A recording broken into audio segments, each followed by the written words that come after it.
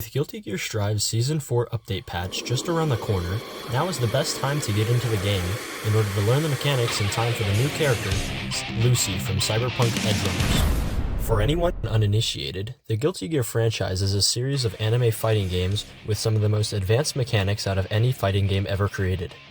The creators of Guilty Gear Strive, Arc System Works, are also well known for their innovations in the 3D animation industry.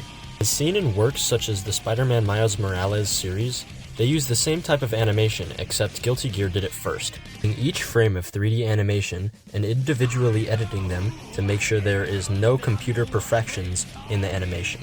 There are currently 28 characters in Guilty Gear Strive, ranging from an insane doctor, a woman with humongous swords, and a fucking bed. There are 6 main mechanics associated with the Guilty Gear franchise: Dust, Faultless Defense, Deflect Shield, Roman Cancels, Psych Burst, and Wild Assault. Deflect Shield, Psych Burst, and Wild Assault all use a separate meter called the Burst Gauge. Dust is the universal overhead option of all Guilty Gear characters, and leads to a follow-up jumping attack when fully charged. Faultless Defense uses your normal super meter in order to activate a push block to keep their opponent off you in the corner. The Deflect Shield uses half of your burst gauge in order to block any high or low attack, regardless if you are standing or crouching. Input for Deflect Shield is quarter circle back Dust. Roman Cancels are a universal mechanic in the Guilty Gear franchise which allow you to cancel any normal attack or special attack into any other move.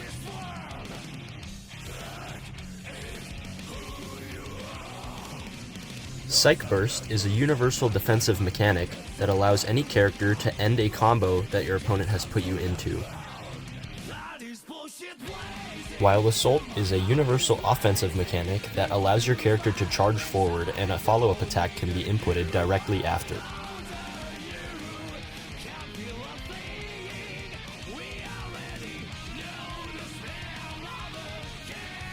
When picking a character in Guilty Gear Strive, you have to consider whether you want to play a cool character or a top tier.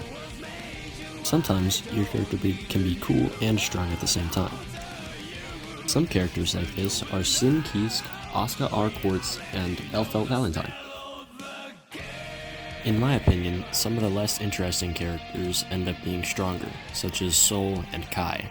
They're essentially the Ryu and Ken of this game, although they're not very similar to those characters. My personal favorite characters are Ramlethal, Bedman, Abba, and Asuka R. Quartz. Now, if you're having trouble trying to get started, I always recommend watching a pro player of your character.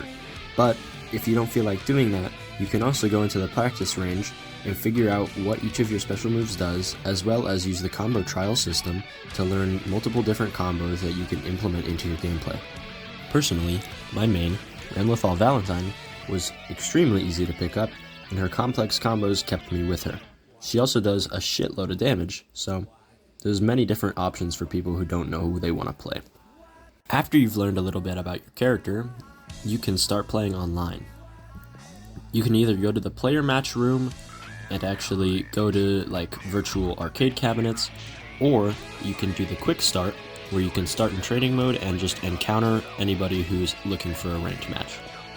Overall, Guilty Gear Strive, alongside Street Fighter VI, is probably one of the most beginner-friendly fighting games and can really help you enter the FGC. I originally started out with Street Fighter V, and this was my first anime fighter, and it's safe to say that it was a great introduction to the genre. Also, to begin pursuing my drawing improvement, I'm going to be putting a drawing at the end of each of these videos.